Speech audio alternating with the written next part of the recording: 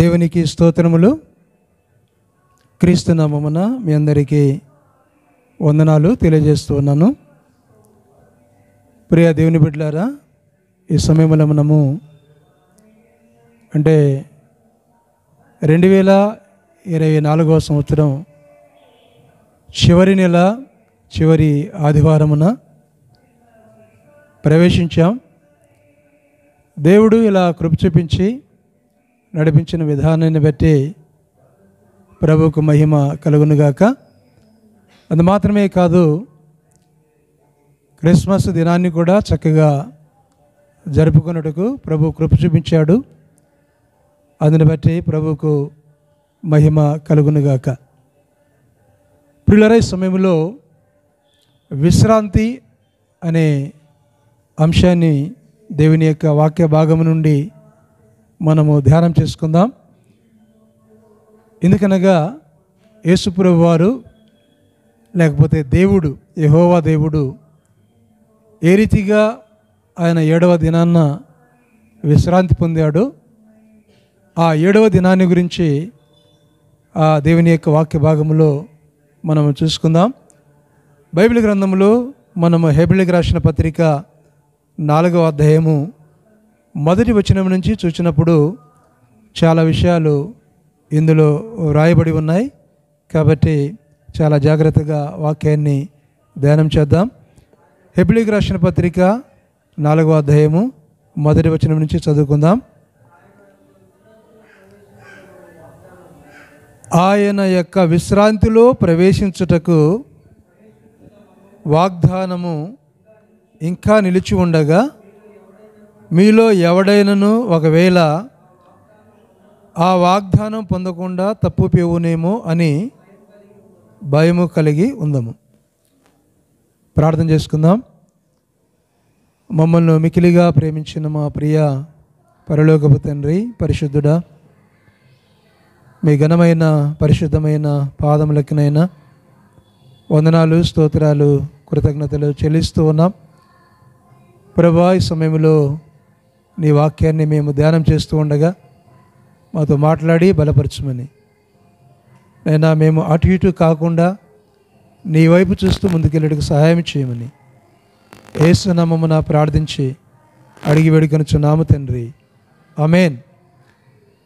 ప్రియులారా, విశ్రాంతి అనే విషయాన్ని గురించి ఇక్కడ పౌలు గారు తెలియపరిచాడు.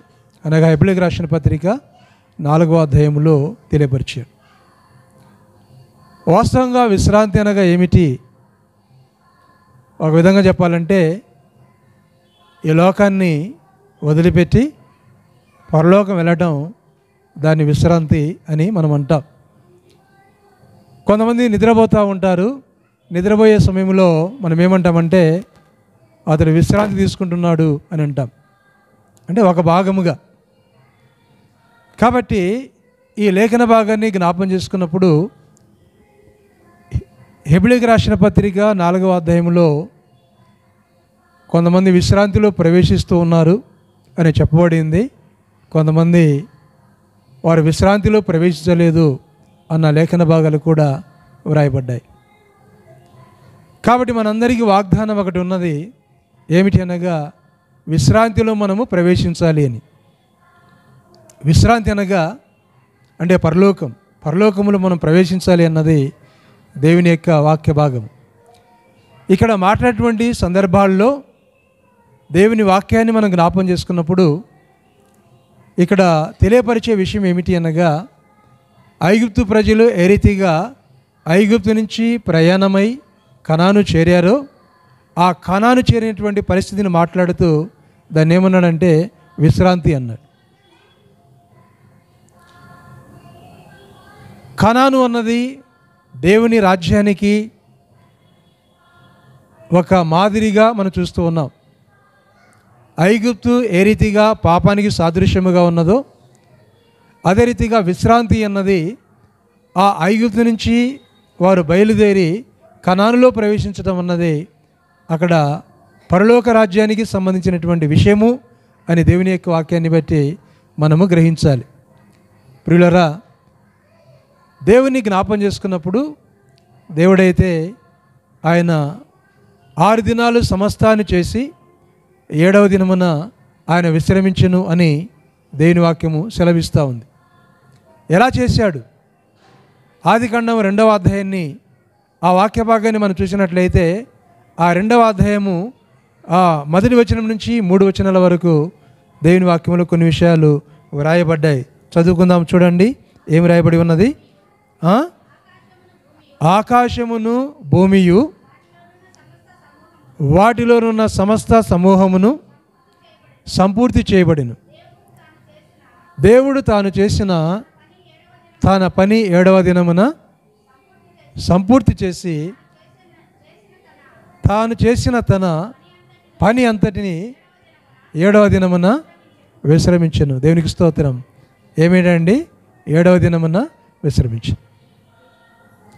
6 దినాలు పనిచేసి 7వ దినమున విశ్రమించటం. 6 దినాలు పనిచేసి 7వ దినమున విశ్రమించటం. దాన్ని ఏమన్నాడంటే విశ్రాంతి. దాన్ని విశ్రాంతి దినముగా మనం భావిస్తూ ఉన్నాం. చూడండి, దాన్ని విశ్రాంతి దినముగా మనము భావిస్తూ ఉన్నాం. అంటే విశ్రాంతి దినం అంటే ఇంకా మనుషులు కూడా ఏ పని కూడా చేయకూడదు. దేవుడు చేశాడు, 6 దినాలు చేశాడు.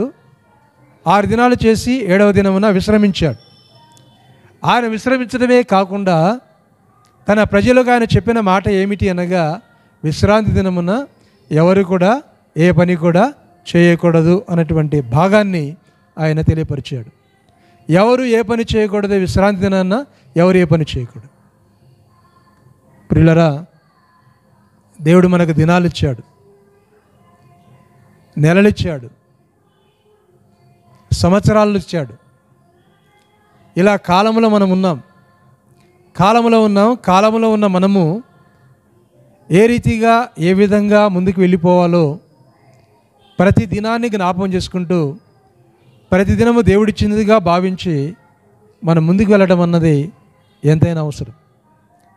అయితే ఒక విషయాన్ని జ్ఞాపకం చేసుకోవాలి. ఏమిటి అనగా, దినాలు దేవుడిచ్చినవి. దేవుడిచ్చిన దినాల్లో 7వ దినం విశ్రాంతి దినం. 7వ దినం విశ్రాంతి దినమున దేవుని సహవాసములో చేరి ఆ దేవుని ఆరాధన చేయటం అన్నది చాలా ముఖ్యమైనది. దాన్ని ఏమంటామంటే సబ్బాతు అంట. యూదుల యొక్క సాంప్రదాయ ప్రకారముగా అది సబ్బాతు అనగా విశ్రాంతి దినం. విశ్రాంతి దినమున దేవుని సహవాసములో చేరి ప్రభువును ఆరాధన చేయటం అది సబ్బాతు. దేవునికి స్తోత్రం. కాబట్టి ఈ విషయాన్ని మరలా మనము వాక్య భాగంలో నిర్గమాకాండం 20వ అధ్యాయంలో, ద్వితీయోపదేశకాండం 5వ అధ్యాయంలో ఆయన ఆజ్ఞలు ఇచ్చే సమయంలో చెప్పినటువంటి క్రమాన్ని కూడా మనం చూస్తాం. చూడండి, నిర్గమాకాండము 20వ అధ్యాయములో దేవుని యొక్క వాక్యాన్ని మనము గమనించినట్లయితే ఇక్కడ 8వ వచనం నుంచి మనం చూస్తాం.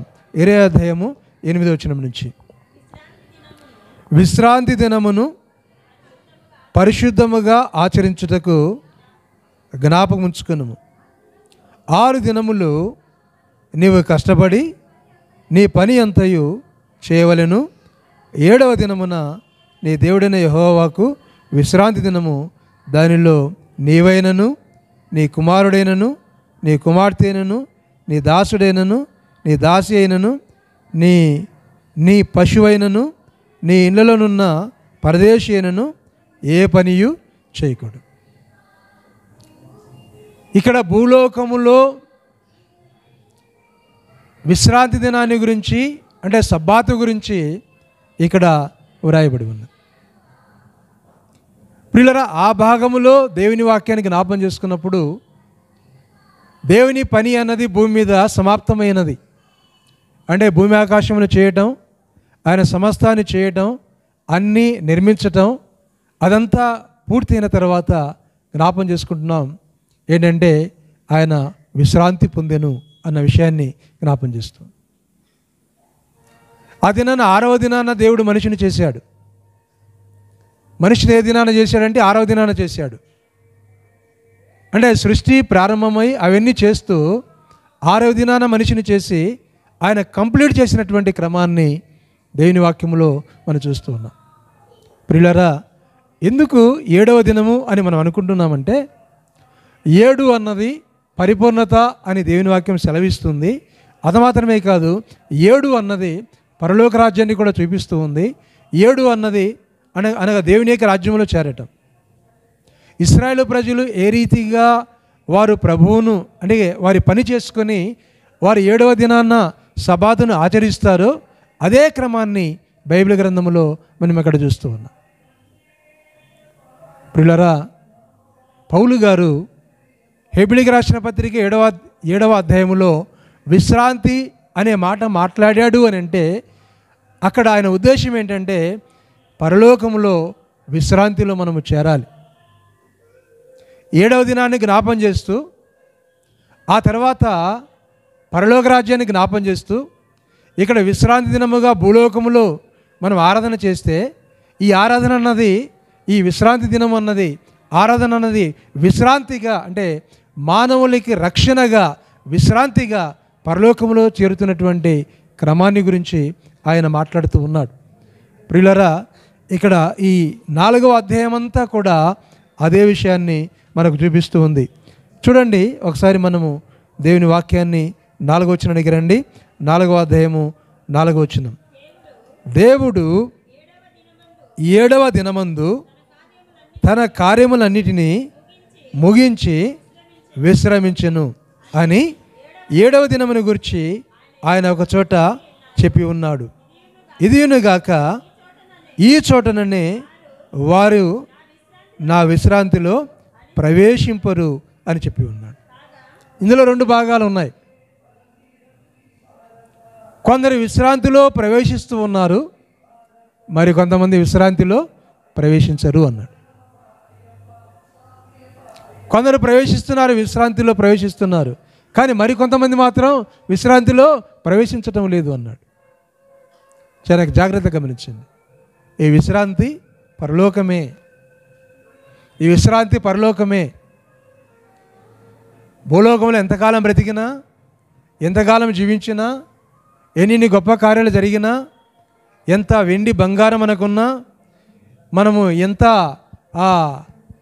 స్థిరాస్తులు మనకు సంపాదించినా, ఎన్ని బిల్డింగ్స్ మనకున్నా, ప్రియులారా, వాటినన్నిటినీ మనం వదిలిపోవాలి, వాటినన్నీ మనం విడిచిపెట్టాలి, వాటినన్నీ మనం వదిలిపోవాలా, వాటినన్నింటిని విడిచిపెట్టాలి అని దేవుని యొక్క వాక్యము సెలవిస్తాం. జ్ఞాపం చేసుకుందాం. ప్రియులారా, కొంతమంది మాత్రం ప్రవేశించడం లేదు అని కొంతమంది గురించి ఇక్కడ వ్రాయడం జరిగింది. కొంతమంది ప్రవేశించడం లేదు. ఏ రీతిగా ఇశ్రాయేలు ప్రజలు ఐగుప్తు నుంచి బయలుదేరి కనానులో ప్రవేశించే దినాల్లో అప్పుడు కూడా చాలామంది అరణ్యములో రాలిపోయారు అని దేవుని వాక్యం సెలవిస్తుంది.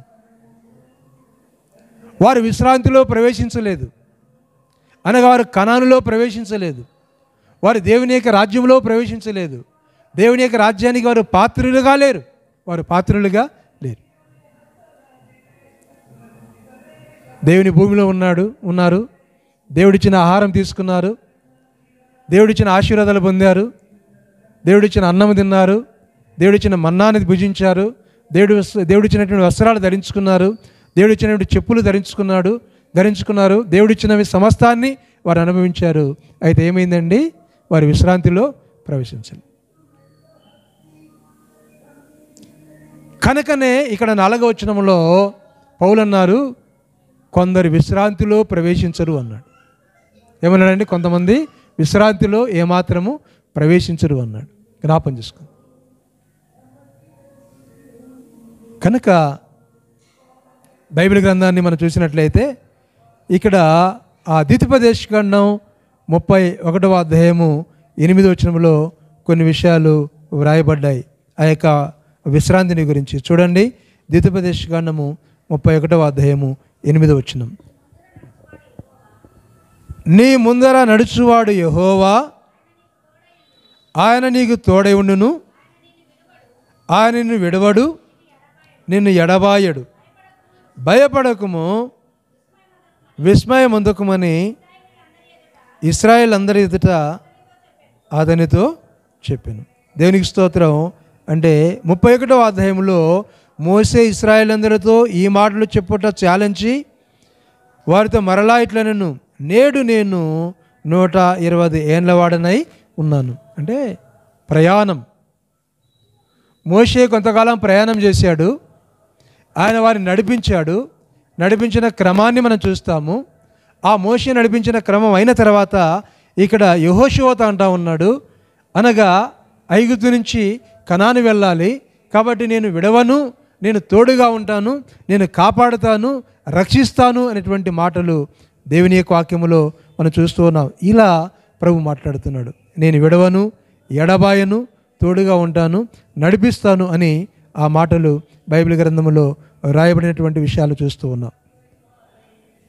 కాబట్టి ప్రియా దేవుని బిడ్డలారా, ఈ విషయాన్ని మనం జ్ఞాపం చేసుకున్నప్పుడు దీన్ని ఏమంటామంటే మనము విశ్రాంతి అనేటువంటి భాగాన్ని మనము చెబుతాం. విశ్రాంతి అనేటువంటి భాగాన్ని మనం చెబుతాం. ఇప్పుడు రండి, ఆ యెహోషువ గ్రంథం 21వ అధ్యాయము మనము 41వ వచనం నుంచి మనం చదివినట్లయితే కొన్ని విషయాలు మనకు అర్థమవుతాయి. చూడండి, ఇశ్రాయేలీయుల స్వాస్థ్యములో వాటి పల్లెలుగాక లేవీయుల పట్టణములన్నీ 48.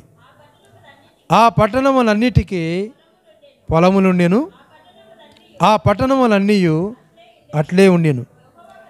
యెహోవా ప్రమాణము చేసి వారి పితలకిచ్చేదనని చెప్పిన దేశమంతయు ఆయన ఇశ్రాయేలుకు అప్పగించెను. వారు దాన్ని స్వాధీనపరుచుకొని దానిలో నివసించిరి. యెహోవా వారి పితరులతో ప్రమాణం చేసిన వాటన్నిటి ప్రకారము అన్ని దిక్కుల యందు వారికి విశ్రాంతి కలగజేసెను. యెహోవా వారి శత్రువులందరినీ వారి చేతికి అప్పగించును. అర్థమైందండి? అన్ని దిక్కుల వారికి ఏం కలగజేశాడట? విశ్రాంతి కలగజేసెను. గమనించండి, అన్ని దిక్కుల అంటే మనం ద్వితీయోపదేశకాండం 31వ అధ్యాయము ఎందుకు చదువుకున్నాము అని అంటే ప్రియులారా గమనించండి, అర్థమయ్యేదానికి మనం చదువుకున్నాం. ప్రియులారా, 7వ దినమున విశ్రాంతి దినము. 6 దినాలు దేవుడు సమస్తాన్ని చేశాడు, 7వ దినాన విశ్రమించాడు, ఏ పని చేయకూడదు అని క్రమం. వీరు కూడా ఐగుప్తు నుంచి వారు బయలుదేరి కనాను ప్రవేశిస్తూ ఉన్నారు. బైబిల్ రాయబడి ఉంది, కొందరు ప్రవేశించలేకపోయారు అని రాయబడి ఉంది, కొందరు ఏమైనారండి? ప్రవేశించారు. యెహోషువను నేను ఎందుకు జ్ఞాపకం చేశాను అని అంటే ప్రియులారా, దేవుని వాక్యానికి రండి. ఇక్కడ హెబ్రీయులకు రాసిన పత్రికలో 4వ అధ్యాయంలో ఇదే విషయాలు మనం చూస్తాం. ఏమిటి అనగా యెహోషువ గురించి అపొస్తలుడైనటువంటి పౌలు తెలియపరిచినటువంటి విధానము. చూడండి, 4వ అధ్యాయం 8వ వచనం. హెబ్రీయులకు రాసిన పత్రిక 4వ అధ్యాయం 8వ వచనం. యెహోషువ వారికి విశ్రాంతి కలగజేసిన ఎడల ఆ తర్వాత మరి ఒక దినమును గురించి ఆయన చెప్పక పోవును. దేవునికి స్తోత్రం. యెహోషువ వారికి విశ్రాంతి కలగజేసిన ఎడల ఆ తర్వాత మరి ఒక దినమును గురించి ఆయన చెప్పకపోవును. కాబట్టి దేవుడు తన ప్రజలకు విశ్రాంతి నిలిచి ఉన్నది. దేవుని ప్రజలకి విశ్రాంతి నిలిచి ఉన్నది. మనకు విశ్రాంతి ఉన్నది. ఎక్కడ? పరలోకంలో విశ్రాంతి ఉన్నది. ఎంతకాలం బ్రతికినా, ఎంతకాలం జీవించినా మన గమ్యము మనము మర్చిపోవద్దు. మోషే అయితే కనాను చేరలేకపోయాడు. అంటే ఆయన దేవుని మాట కొన్ని విషయాలు వినలేదు కనుక దేవుడు ఆయన్ను అక్కడికి ఆపేశాడు. ఆ తర్వాత యెహోషువ, కాలేబు వారు మాత్రమే, అంటే ఆ తరము వారిలో వారు మాత్రమే. ఆ తర్వాత వారు కూడా ఉన్నారు, వారికి జన్మించినటువంటి వారు ఉన్నారు. కానీ ఆ ముందటి తరములో యెహోషువ, ఇక్కడ కాలేబు వారిద్దరు మాత్రమే మనకు కనిపిస్తారు. వారు కనాను వెళ్ళారు అంటే దాని అర్థం ఏంటంటే వారు పరలోకము చేరారు అని అర్థం. దాన్ని ఏమనంటే విశ్రాంతి అన్నాడు, విశ్రాంతి అన్నాడు. ఇక్కడ మాట్లాడుతూ ఈ విషయాలు విశ్రాంతి విశ్రాంతి అంటున్నాడు, విశ్రాంతి అంటున్నాడు. పిల్లల జ్ఞాపం చేసుకోవాలి దేవుణ్ణి. నా వయసు ఎంత ఉన్నది, నేను ఎప్పుడు ప్రభువుని నమ్మాను, నేను ఎలా ప్రభువులో జీవిస్తూ ఉన్నాను, ఎలా ప్రభువులో నడుస్తూ ఉన్నాను, దేవుని యొక్క వాక్యక్రమంలో ఏ విధంగా ఒక పద్ధతి కలిగి ఉన్నానా, నా ఆత్మీయ జీవితం ఎలా ఉన్నది, నా యాత్ర ఎలా ఉన్నది, నా బ్రతికి ఎలా ఉన్నది, నా పరిస్థితి ఎలా ఉన్నది, ప్రతి మనిషి పరిశీలన చేసుకోవాలి. ప్రతి మనిషి పరిశీలన చేసుకోవాలి, ప్రతి మనిషి పరిశీలన చేసుకోవాలి. అందుకే క్రిస్మస్ వచ్చినటువంటి దినాన్న మనం జ్ఞాపం చేసుకున్నాం, ప్రభువా 2023లో ఉన్నటువంటి వారు 2024లో కొంతమంది లేరు ప్రభువా. ఆ 2023లో ఎవరైతే క్రిస్మస్ ఆరాధన చేశారో వారు ఈ 2024లో ఆరాధనలో వారు లేరు ప్రభువా. ప్రియులారా, భూమి మీద మన యాత్ర బాగుండాలి, భూమి మీద మన యొక్క జీవితం బాగుండాలి. ఏంటంటే భూమి మీద మన యాత్ర, మన జీవితం అన్నది ఎలా ఉండాలండి? బాగుండాలి. లేకపోతే విశ్రాంతిలో మనం ప్రవేశించం. ఈ భూమి మీద ఏ విధంగా మనం ఆత్మీయంగా నడుస్తామో దాన్ని బట్టే పరలోక రాజ్యంలో నడుస్తున్నటువంటి విధానం చూడండి. ఈరోజు శాటిలైట్ పైన ఉన్నది, ఆ శాటిలైట్ ప్రకారముగా ఇక్కడ భూమి మీద పనులన్నీ జరుగుతూ ఉన్నాయి. కాబట్టి దేవుడు మనకు శాటిలైట్గా ఉన్నాడు, పరలోకములో ఉన్నాడు. కాబట్టి భూమి మీద ఉన్న మనము ఆయన వాక్యానుసారంగా, ఆయన చిత్తానుసారంగా నడవాలి అన్నది దేవుని యొక్క వాక్య క్రమం, దేవుని యొక్క వాక్య క్రమం. గమనించండి, 16వ కీర్తనలో ఏముందండి? కీర్తన గ్రంథం 16వ అధ్యాయం మొదటి భాగంలో ఏముందండి? భూమి మీద భక్తులే శ్రేష్ఠులు, వారు నాకు కేవలము ఇష్టలు అని బైబిల్ గ్రంథం సెలవిస్తాం. భూమి మీద ఎవరైతే ఉన్నారో భూమి మీద భక్తుల గురించి మాట్లాడుతూ బైబిల్ సెలవిస్తూ ఉంది, భూమి మీద భక్తులే శ్రేష్ఠులు, వారు నాకు కేవలము ఇష్టలు. ఎంతకాలం బతికారు, ఎంతకాలం జీవించాము అన్నది కాదు. ఆనాటి దినాల్లో, ఆనాటి కాలంలో హేబేలు బ్రతికినది కొంతకాలమే, ఆనాటి కాలంలో హనోకు బ్రతికినది కొంతకాలమే, యేసుప్రభు వారి యొక్క కాలంలో యోహాను బ్రతికినది కొంతకాలమే, అనగా బాప్తిస్మకుడైన యోహాను బ్రతికినది కొంతకాలమే. ఆనాటి కాలంలో యేసుక్రీస్తు బ్రతికినది కొంతకాలమే. ఎంతకాలం బ్రతికాడు యేసుక్రీస్తు? 33.5 సంవత్సరం ఆయన బ్రతికాడు. ఆ తర్వాత లేడు. 33 సంవత్సరం ఎలా బ్రతికాడంటే దేవునికి ప్రీతికరంగా బ్రతికాడు, ఆశీర్వదకరంగా బ్రతికాడు, దేవునికి మహిమకరంగా బ్రతికాడు. ఆయన తన జీవితాన్నే సాక్రిఫైస్ చేశాడు, సమర్పించాడు. జ్ఞాపం చేసుకుందాం, ఆయన తన జీవితాన్నే సమర్పించాడు, సాక్రిఫైస్ చేశాడు. జ్ఞాపం చేసుకుందాం. 2024 అంతా దేవుడు తోడుగా ఉన్నాడు. 25 సంవత్సరంలో దేవుడు ప్రవేశపెడతబోతున్నాడు. అందుని బట్టి దేవునికి స్తోత్రాలు అని మనం చెప్తాం, ప్రభువుని గణపరుస్తాం, ప్రభువుని స్తుతిస్తాం. మంచిదే, కాదనలేదు.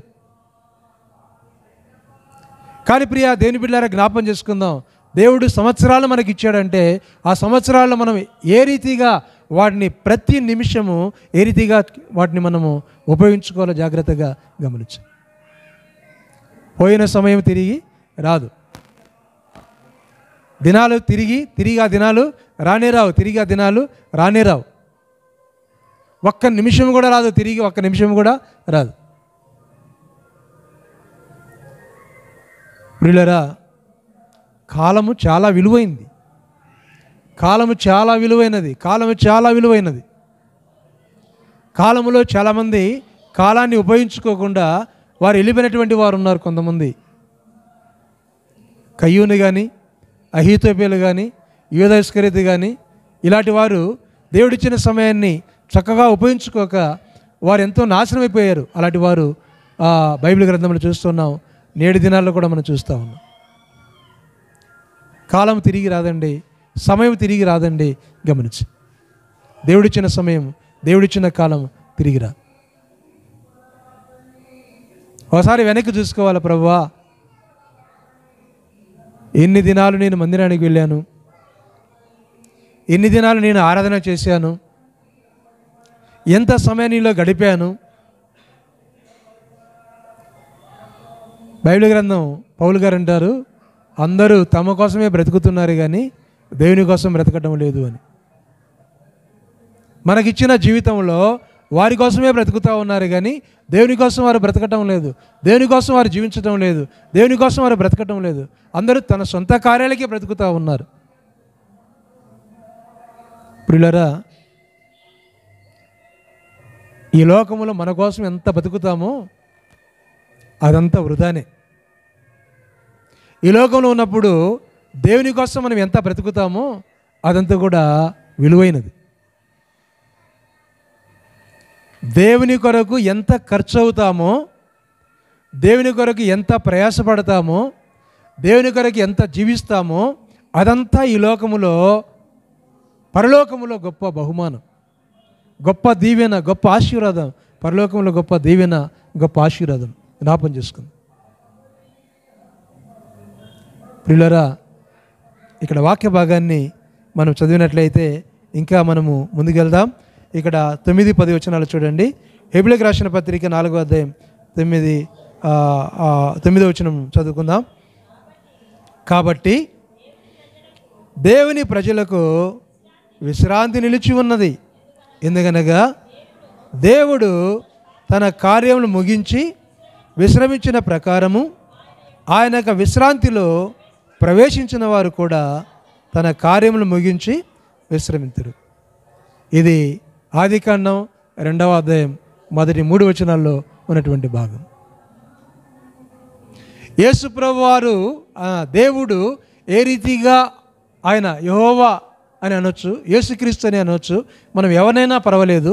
కనుక ఆయన ఏ విధంగా ఆయన తన పని చేసి ముగించాడో మనము కూడా ఈ భూమి మీద ఎలా మనం పని చేస్తాము. 6 దినాలు పర్ఫెక్ట్గా చేశాడు ఆయన. 6 దినాలు పర్ఫెక్ట్గా ఈ భూమి మీద పర్ఫెక్ట్గా పనిచేశాడు ఆయన. మనకిచ్చిన ఆయుస్సును, మనకిచ్చిన ఆరోగ్యాన్ని, మనకిచ్చిన తలాంతును, మనకిచ్చిన ధనాన్ని, మనకిచ్చినటువంటి ఆ జ్ఞానాన్ని ఎలా ఉపయోగించామో ఒకసారి జ్ఞాపం చేసుకుందాం. కొంతమంది చదివే జీవితం అనుకుంటారు, కొంతమంది ఉద్యోగమే జీవితం అనుకుంటారు, కొంతమంది డబ్బే జీవితం అనుకుంటారు, కొంతమంది వెండి బంగారాలే జీవితం అనుకుంటారు, కొంతమంది లోకంలో బ్రతికేవారు తిని తాగటమే ఇదే బతుకు అనుకుంటారు. ప్రియులారా, ఆత్మీయ యాత్రలో ఇవన్నీ అవసరం లేదు. ఇవన్నీ వచ్చేటివి కాదు, ఇవి లెక్కలో చేరేటివి కాదు, ఇవి లెక్కలో ఉండేటివి కాదు. ఏంటంటే ఇవన్నీ లెక్కలో ఉండేటివి కాదు, లెక్కలో ఉండేటివి కాదు. గమనించు, మన్మోహన్ సింగ్ గారు మృతి చెందారు, ప్రధానమంత్రిగా, మాజీ ప్రధాని. ఆయన ఎన్నో కార్యాలు చేశాడు. కానీ భూమి మీద ఏమైనా మంచి చేసి ఉంటుంది, కానీ ఏమైనా సిరి సంపదలు సంపాదించి ఉంటే తనతో వచ్చేటి మాత్రం లేదు, ఏమీ లేదు. కానీ ఏమైతే మంచి కార్యాలు చేసి ఉన్నారో, మంచి కార్యాలు మాత్రం దేవుని దగ్గరికి వెళతాయి, కానీ మన కోసం జీవించింది అది మాత్రం వెళ్ళదు. ఎంత ప్రధానివైనా, ఎంత గొప్ప హోదాలో ఉన్నా, ఏమున్నా కూడా. గమనించు, దేవుడు తన కార్యాన్ని చేశాడు. ఏంటంటే దేవుడు తన కార్యాన్ని చేశాడు, తన చిత్తాన్ని నెరవేర్చాడు, తన కార్యాన్ని చేశాడు. ఆయన చేయవలసిందంతా చేశాడు. యేసు ప్రభువు వారు ఆయన చేయవలసిందంతా ఆయన చేశాడు. 6 దినాలు తన కార్యము చేసి 7వ దినమున విశ్రమించును అని మనం చూస్తాం. ప్రియులరా, ఇంకా మనం ముందుకు వెళితే 10వ వచనాన్ని చదువుకుందాం. 11వ వచనం చూడండి. 11వ వచనం, కాబట్టి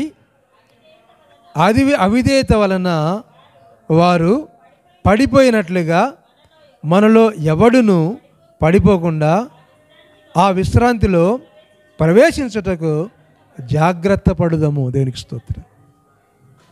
ఏంటండి, విశ్రాంతిలో ప్రవేశించుటకు మనము జాగ్రత్త పడుదాము. విశ్రాంతిలో ప్రవేశించుటకు మనము జాగ్రత్త పడుదాము. 4వ వచనంలో ఏమన్నాడు? 4వ వచనంలో దేవుడు 7వ దినమున తన కార్యములన్నీ ముగించి విశ్రమించెను అని 7వ దినమును గురించి ఆయన ఒకచోట చెప్పి ఉన్నాడు. అది వినగాక ఈ చోటుననే వారు నా విశ్రాంతిలో ప్రవేశింపరు. ఎవరి గురించి మాట్లాడాడండి? లోకాన్ని గురించి మాట్లాడాడు. ఇశ్రాయేలు ప్రజలు ఎవరైతే దేవుని మాట లెక్క చేయలేదో, వారి ఇష్టానుసారంగా జీవించారో వారి గురించి మాట్లాడుతూ ఏమన్నాడంటే, వారు నా విశ్రాంతిలో ప్రవేశింపరు అన్నాడు. విశ్రాంతి అంటే పరలోకం, పరలోకంలో విశ్రాంతి. ఆ విశ్రాంతి గురించి ఇక్కడ మాట్లాడాడు. ఇక్కడ హెబ్రీయులకు రాసిన పత్రిక 3వ అధ్యాయం 16వ వచనంలో చూడండి, ఆ ఇశ్రాయేలు ప్రజల గురించి జ్ఞాపం చేస్తూ ఒక మాట చూస్తాం. 3వ అధ్యాయం 16వ వచనం. విని కోపము పుట్టించిన వారెవరు? మోషే చేత నడిపింపబడి ఐగుప్తుల నుండి బయలుదేరిచిన వారందరే కదా. ఎవని మీద 40 ఏండ్లు ఆయన కోపగించెనో పాపము చేసిన వారి మీదనే కదా. వారి శవములు అరణ్యములో రాలిపోయాను, తన విశ్రాంతిలో ప్రవేశింపరని ఎవరిని గురించి ప్రమాణం చేసెను? అవిధేరైన వారిని గురించియే కదా. కాగా అవిశ్వాసము చేతనే వారు ప్రవేశింపలేకపోయారనే సంగతి గ్రహించుచున్నాం. ఎవరి గురించి చెప్పాడండి? ఇశ్రాయేలు ప్రజల గురించి చెప్పాడు. ఏం చేశారు వారంటే, వారు అవిధీలుగా ఉన్నారు, దేవుని మీద తిరుగుబాటు చేశారు, దేవుని మాట వినలేదు, తిరుగుబాటు చేశారు, దేవుని మాట వినలేదు. కాబట్టి వారు నశించిపోయారు. దేవుని సహవాసంలో ఉన్నారు, సంఘములో ఉన్నారు, ఐగుప్తు నుంచి వాళ్ళు బయలుదేరిపోయారు, అలా ఉన్నారు. దేవుడు ఎంతగానో వారిని తోడుగా ఉండి ఎంతగానో వారు నడిపించారు. కానీ దేవుడిని మర్చిపోయినటువంటి విధానం. బబులోను యొక్క దేశానికి కూడా క్రీస్తుపూర్వం 568 సంవత్సరంలో వారు అక్కడికి కొనుపోబడ్డారు. తర్వాత కోరెషియా కాలంలో 538లో తర్వాత వారు ఇక్కడికి రాగలిగినారు, ప్రభు నడిపించారు. అంటే ఇలా వారికి తోడుగా ఉండి వారిని కాచి కాపాడుతున్నాడు దేవుడు, నడిపిస్తున్నాడు దేవుడు. అయినా కూడా వారు దేవుని మాట వినలేదు. ప్రియులారా, ఈ 2024వ సంవత్సరంలో చివరి దినాన్న, చివరి ఆదివారమున మనం జ్ఞాపం చేసుకుందాం. అవిధేయులైనటువంటి ఇశ్రాయేల్ లాగా ఉన్నామా, లేకపోతే విధేయులుగా నడిచినటువంటి దేవుని బిడ్డల్లాగా ఉన్నామా? ఎలా నడుస్తూ ఉన్నాం, ఎలా నడిచాం, మన ఆత్మీయ జీవితం ఎలా నడిచాం? ఒక రోజున తీర్పు ఉన్నది. దేవుని ఎదుట నిలబడాలి, ఆయన దగ్గర మనం నిలబడాలి. తీర్పు ఉన్నది. ఆ దినాన మనం ఏమి చెబుతాము దేవునికి, ఏమి చెబుతాము దేవునికి? జ్ఞాపం చేసుకుందాం. కనుకనే దేవుని వాక్యములో యేసుప్రభువు వారు అన్నాడు, యేసుప్రభువు వారు ఏమన్నాడు? మత్తయి సువార్త 11వ అధ్యాయము 29వ వచనం. మత్తయి సువార్త 11వ అధ్యాయం 29వ వచనం. ప్రయాసపడి ఇచ్చిన సమస్త జనులారా నా ఎద్దకు రండి, నేను మీకు విశ్రాంతిని కలగచేద్దు. 7వ దినాన విశ్రమించాడు అంటే దాని అర్థం ఏంటి అంటే సంపూర్తి.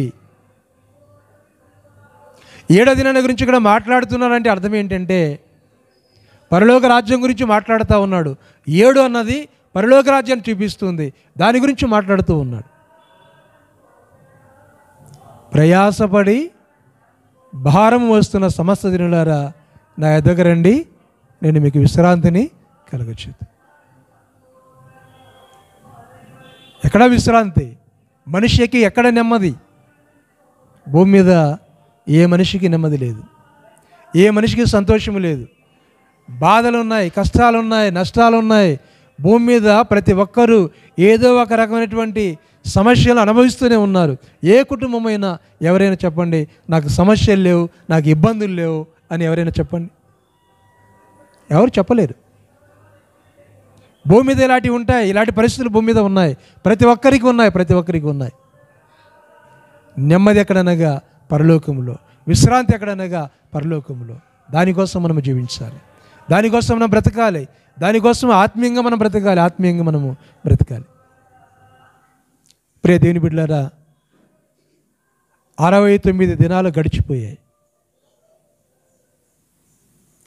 69 వారాలు గడిచిపోయాయి. ఇంకా 70వ వారంలో మనము ఉన్నాం. 7 అనే మాట గురించి నేను మాట్లాడుతున్నాను కనుక ఈ విషయాలు చెప్తా ఉన్నాను. 70వ వారంలో ఉన్నాం. 70వ వారంలో ఉన్నాం. ఒక దినం ఒక సంవత్సరం, ఒక దినం ఒక సంవత్సరం. దేవుని లేఖన భాగాలు అన్నీ నెరవేరాయి. దేవుని యొక్క లేఖన భాగాలన్నీ నెరవేరాయి. ప్రియులరా, ఈ మాటలకి, దానియేలు గ్రంథానికి, యెహెజ్కేలు గ్రంథానికి, ప్రకటన గ్రంథానికి ఎంతో సంబంధం ఉన్నది. ప్రకటన గ్రంథంలో అంటే 7 రాజుల గురించి మాట్లాడతాడు. 10 మంది కొమ్ముల గురించి, 10 మంది రాజుల గురించి మాట్లాడతారు. వారి గురించి మాట్లాడే విధానంలో బైబిల్ గ్రంథాన్ని చూసినట్లయితే అక్కడ సీజర్ చక్రవర్తి మొదలుకొని డొమేషియన్ చక్రవర్తి వరకు అంటే 6 రాజులు పరిపాలన చేశారు. ఆరుగురు మంది రాజులు చనిపోయారు. ఆత్మహత్య చేసుకుని చనిపోయారు. విషయం పెట్టి చంపేశారు. ఇలా మనం చూస్తూ ఉన్నాం. 7వదిగా అంత్యక్రీస్తు. వచ్చేవాడు అని ఉంటుంది. వచ్చేవాడు అని ఉంటుంది. ఏంటండి? వచ్చేవాడు. మీరు ప్రకటన గ్రంథం 7వ అధ్యాయం 17వ అధ్యాయం చదివితే అక్కడ వస్తుంది 11, 12 వచనాల్లో అక్కడ వచ్చేవాడు అని ఉంది. రోమా ప్రభుత్వాన్ని 6 పరిపాలన చేశారు. 7వాడు అంటే వచ్చేవాడు, అంత్యక్రీస్తు. వచ్చేవాడు అంత్యక్రీస్తు రాబోతూ ఉన్నాడు. వాని పరిపాలన క్రూర మృగం యొక్క పరిపాలన ఉన్నది. యేసు ప్రభు వారి యొక్క మరణముతో 69 దినాలు అనగా 69 వారములు ముగిసిపోయినది. 69 సంవత్సరాలు ముగిసిపోయినది. ప్రియులారా, జ్ఞాపం చేసుకుందాం. అందుకే 7 అనే మాట మాట్లాడుతున్నాం కాబట్టి ఈ వాక్యాన్ని కూడా జ్ఞాపం చేసుకుందాం. దానియేలు గ్రంథం 9వ అధ్యాయము. దానియేలు గ్రంథం 9వ అధ్యాయము ఇక్కడ 24 నుంచి చదివితే మంచిది. చాలా విషయాలు ఉన్నాయి ఇక్కడ, అయితే నేను చదివిస్తాను, ఎక్కువ వివరించలేను. చూడండి. తిరుగుబాటును మాన్పుటకును, పాపమును నివారణ చేయుటకును, దోషము నిమిత్తం ప్రాయశ్చిత్తము చేయుటకును, యుగాంతం వరకు ఉన్నట్టు నీతిని బయలుపరచుటకును, దర్శనమును ప్రవచనమును ముద్రించుటకును, అతి పరిశుద్ధ స్థలమున అభిషేకించుటకును, నీ జనమునకును పరిశుద్ధ పట్టణమునకును 70 వారములు విధింపబడిను. ఎంత విధింపబడిందంట? 70 వారములు విధింపబడిను. 70 వారములు అంటే 70 సంవత్సరాలు అని జ్ఞాపం చేసుకోవాలి. దినమునకు 1 సంవత్సరం, 7 వారములు 7 సంవత్సరాలు. ఇలా 70 వారములు అన్నాడు. ఇంకా చదవండి, మీకు అర్థమవుతుంది. యెరూషలేమును మరలా కట్టింపవలనని ఆజ్ఞ బయలుదేరిన సమయం మొదలుకొని అభిషక్తుడగు అధిపతి వచ్చే వరకు 7 వారములు పట్టనని స్పష్టముగా గ్రహించుము. 62 వారములు తొందరగల సమయములు గలది. పట్టణపు రాజవీధులను కందకములను మరలా కట్టబడును. ఈ 62 వారములు జరిగిన పిమ్మట ఏమీ లేకుండా అభిషక్తుడు నిర్మూలన చేయబడిను. వచ్చినట్టి రాజు ప్రజలను పవిత్ర పట్టణమును పరిశుద్ధ ఆలయమును నశింపజేయను.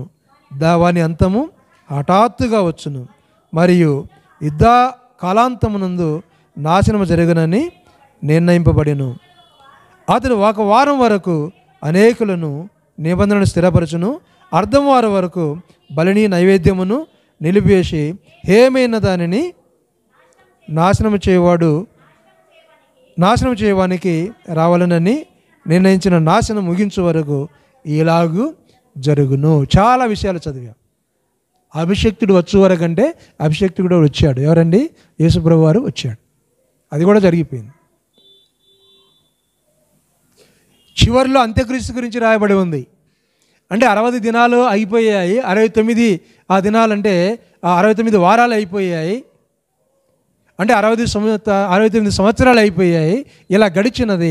యేసుప్రభు వారు కూడా మరణించాడు. చివరిగా రాబోతూ ఉన్నాడు. అంటే వారం అర్ధవారం అని అంటే 7 ఏళ్ల శ్రమల కాలం గురించి మాట్లాడాడు. అర్ధవారం అంటే ఆ అర్ధవారంలో సైతం చేసే కార్యాల గురించి ఇక్కడ తెలియపరిచాడు. జ్ఞాపం చేసుకుందాం. ప్రియ దేవుని బిడ్డలారా, మన విశ్రాంతిలో ప్రవేశించాలి. దేవుడు ఏ రీతిగా యెహోవా దేవుడు 6 దినాలు తన కార్యాన్ని ముగించి 7వ దినాన విశ్రమించాడో ఆ విషయాన్ని జ్ఞాపం చేసుకున్నప్పుడు మనం కూడా ఆత్మీయ యాత్రలో మనం ఈ లోకములో మనం జీవిస్తూ ప్రియులరా 7వ అనుభవాన్ని మనం కలిగి ఉండాలి. అనగా పరిశుద్ధ దినం అనే అనుభవాన్ని కలిగి ఉండాలి. విశ్రాంతి అనే దినాన్ని మనం కలిగి ఉండాలి. ఆ విశ్రాంతిని అభ్యసించినటువంటి పౌలు గారు ఇక్కడ 4వ అధ్యాయంలో విశ్రాంతిని పరలోకం పరలోకం పరలోకం అంటున్నాడు. మనం పరలోకంలో ప్రవేశించాలి. ఎంతకాలం బ్రతికినా అందుకే బైబిల్ గ్రంథంలో ఎంతకాలం బ్రతికినా మా ఆయుస్సు ఆయాసకరమే, దుఃఖకరమే. 60 సంవత్సరములు 70 సంవత్సరములు అయినను కూడా ఆయాసకరమే, దుఃఖకరమే అని అన్నాడు. కాబట్టి ఆత్మీయ జీవితంలో మనం బాగుండాలి. విశ్రాంతి అంటే ఇంకొక మాట చెప్పి నేను ముగిస్తాను. విశ్రాంతి అన్నప్పుడు బైబిల్ గ్రంథంలో ప్రకటన గ్రంథంలో మనము చూస్తాం. 13వ అధ్యాయములో ఉన్నటువంటి మాట.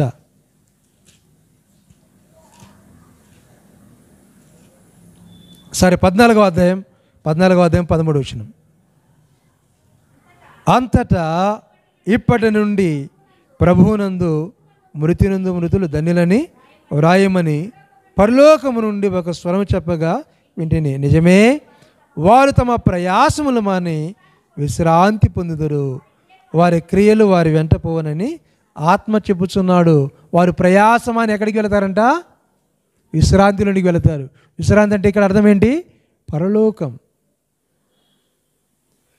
క్రీస్తునందుండి మృతి పొందిన మృతులు ధన్యులు అని అంటూ ఇక్కడ ఏమనండి, వారు తమ ప్రయాసమాని విశ్రాంతిలో వారు ప్రవేశించారు. రెస్ట్. అందుకే ప్రయాసపడి భారం మోసుకొనిచున్న సమస్త జనులారా నా ఎద్దకు రండి, నేను మీకు విశ్రాంతిని కలగచేదును.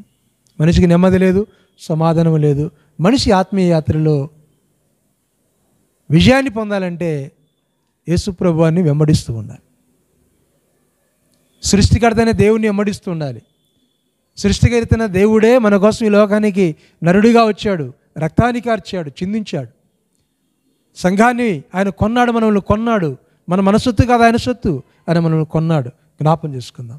కాబట్టి ప్రియ సోదరులారా, పౌలు గారు విశ్రాంతి గురించి మాట్లాడానంటే పరలోకం గురించి మాట్లాడాడు. నీ వయసు ఎంత? నీ ఆత్మీయ జీవితం ఎంత? ఎలా ఈ సంవత్సరం ప్రభువులో నడిచావు? ఎలా గడిపావు?